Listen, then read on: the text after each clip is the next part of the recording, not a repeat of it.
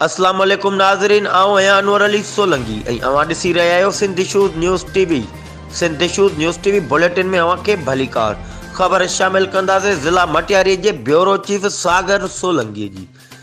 मटियारी तालका अस्पताल में अल्ट्रासाउंड लाइ मुक़ररु थियल डॉक्टर मंसूर चन्नड़ गुज़िरियल केतिरनि ॾींहंनि खां गुम।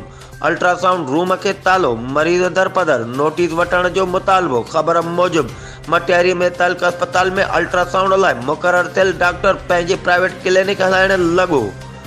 अस्पताल अचण छॾे ॾिनो आहे। अल्ट्रासाउंड रूम खे बि तालो लॻाए छॾियो आहे, जंहिं सबबि अल्ट्रासाउंड कराइण लाइ ईंदड़ मरीज़ डॉक्टर अचण जो इंतज़ारु कंदे वापसि रवाना थी वञनि था, या त वरी हज़ारे रुपया भरे प्राइवेट अल्ट्रासाउंड कराइण ते मजबूर आहिनि ऐं खेनि सख़्त तकलीफ़ खे मुंहुं ॾियणो पइजी रहियो आहे।